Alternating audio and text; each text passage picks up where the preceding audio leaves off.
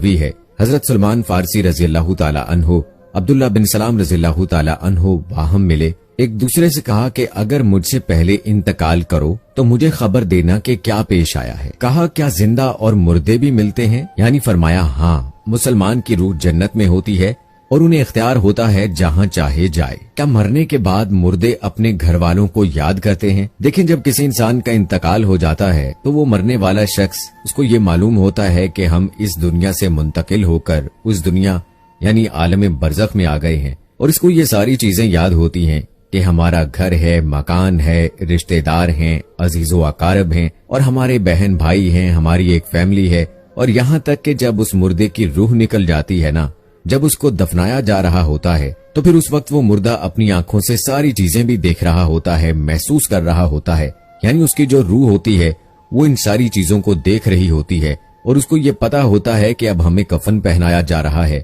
اور اب ہمارے جنازے کو اٹھایا جا رہا ہے۔ لہذا نیک بندہ تو یہاں تک کہتا ہے، جب اس کے جنازے کو لوگ اٹھاتے ہیں تو وہ کہتا ہے کہ اے لوگو، جلدی مجھے لے کر قبرستان کی طرف چلو اور بہت جلد میرے اصلی ٹھکانے میں یعنی قبر کے اندر پہنچا دو، کیونکہ اس کو موت پر ہی پتا چل جاتا ہے کہ اس کا آگے ہونے والا کیا ہے، یعنی آگے آنے والے جو مرحلے ہیں وہ اچھے ہیں، اس کے لیے آسان ہیں یا سخت ہیں، اس کو پہلے پتا چل جاتا ہے، کیونکہ روح نکلنے وقت کی جو سختی ہے اسی سے مردے کو محسوس ہو جاتا ہے۔ تو مومن بندہ کہتا ہے مجھے جلدی لے کر چلو اور مجھے قبر کے اندر اتار دو، میرے اصلی ٹھکانے تک پہنچا دو، کیونکہ آقا علیہ السلام نے ارشاد فرمایا دنیا مومن کی قید خانہ ہے، کافر کے لیے جنت ہے، اور جو گناہگار، فاسق، فاجر، بے نمازی انسان ہوتا ہے وہ چیخ چیخ کر یہ کہنے کی کوشش کرتا ہے کہ اے لوگو، تم مجھے کہاں لے کر جا رہے ہو؟ اے میرے بچوں، اپنی فیملی سے کہتا ہے کہ میں نے اپنے بچوں کے لیے بہت زیادہ کمایا اور ان کے لیے گھر مکان بنایا،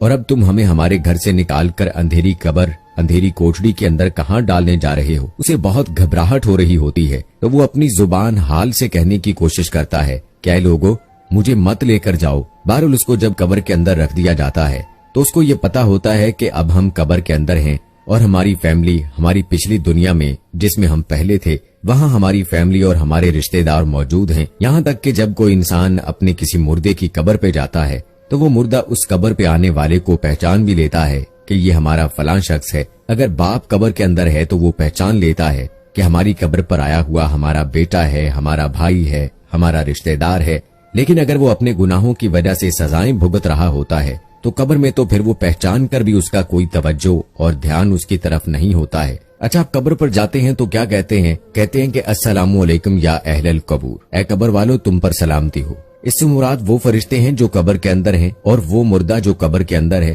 اس کو یہ چیز پتا ہوتی ہے، وہ پھر وہاں سے یاد بھی کر رہا ہوتا ہے اپنے گھر والوں کو جب وہ یاد کرتا ہے۔ اور آقا علیہ السلام نے فرمایا، بخاری شریف کی حدیث ہے، جب کوئی شخص اپنے کسی مرحوم کے لیے، مردے کے لیے ایصال ثواب کرتا ہے تو جب اس کے لیے وہ تحفہ بنا کر اس کو پیش کیا جاتا ہے تو وہ بڑا خوش ہوتا ہے، اور اس کو ایسی خوشی ملتی ہے اس وقت اس سے پہلے ایسی خوشی اسے کبھی ملی ہی نہیں ہوتی۔ جب کوئی بندہ کسی کے لیے ایصال ثواب کرتا ہے جو اس وقت اس کو خوشی ملتی ہے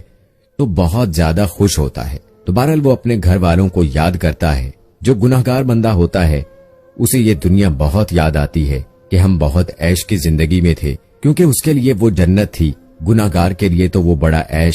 وہ سوچتا جو ہماری زندگی تھی دنیا والی، وہ زندگی کو بہت یاد کرتا ہے۔ لیکن جو نیک بندہ ہوتا ہے وہ تو اس کے لیے دنیا قید خانہ ہوتی ہے، اور جو قبر عالم کی جو زندگی ہے یعنی قبر کی جو زندگی ہے، برزخی زندگی ہے، وہ اس کے لیے جنت والی زندگی ہوتی ہے، کیونکہ اس کے لیے قبر میں جنت کا بچھونا بچھا دیا جاتا ہے۔ نیک بندے کے لیے قبر میں جنت کی کھڑکی کو کھول دیا جاتا ہے، اس کو جنت کا لباس پہنا دیا جاتا ہے، جنت کی خوشبوئیں قبر کے اندر محسوس کرتا ہے۔ وہ نیک انسان جو نیک مردہ ہوتا ہے وہ بڑی راحتوں میں ہوتا ہے، تو اس کے بعد اس کو دنیا کی کسی طرح کی کوئی ٹینشن، کوئی فکر، کوئی پریشانی نہیں ہوتی۔ اب وہ اپنی زندگی میں ہوتا ہے جس میں اس کا اصلی ٹھکانہ ہے، تو وہ اسی میں خوش رہتا ہے۔ اور کچھ نیک لوگ ایسے ہوتے ہیں جب ان کا انتقال ہوتا ہے تو ان کو ایسے سلا دیا جاتا ہے کہ جیسے نئی نویلی دلہن ہوتی ہے۔ جو نیک بندہ ہوتا ہے اسے کوئی فکر نہیں ہوتی ہے،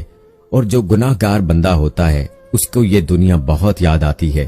اور وہ قبر کی سختیوں سے بہت پریشان ہوتا ہے۔ بہرحال جو اصل چیز ہے وہ ہے عمل۔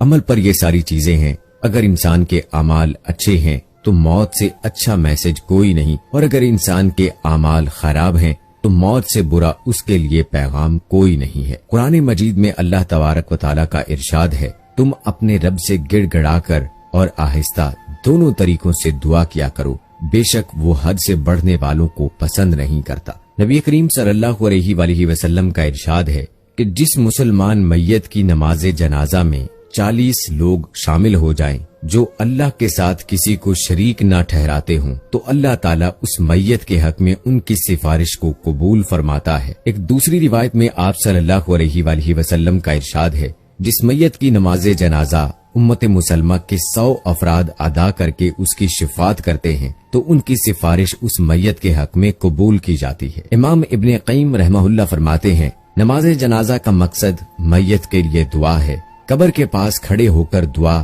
اور طلب مغفرت کرنا۔ حضرت عبداللہ بن عمر رضی اللہ تعالی عنہ کی روایت ہے کہ رسول اللہ صلی اللہ علیہ وآلہ وسلم جب میت کو قبر میں رکھتے تو فرماتے، بسم اللہ والا سنت رسول اللہ، اللہ تعالیٰ کے نام سے اور رسول اللہ صلی اللہ علیہ وآلہ وسلم کے طریقے پر۔ نیز حضرت عثمان بن عفان رضی اللہ تعالی عنہ کی روایت ہے، وہ کہتے ہیں کہ جب رسول صلی اللہ علیہ وآلہ وسلم میت کی تدفین سے فارغ ہوتے تو قبر پر کھڑے ہو کر فرماتے ہیں، اپنے بھائی کے لیے مغفرت کی دعا طلب کرو اور اس کے لیے ثابت قدمی مانگو، اس لیے کہ ابھی اس سے سوال کیا جائے گا۔ تو اللہ رب العالمین کی بارگاہ میں دعا ہے،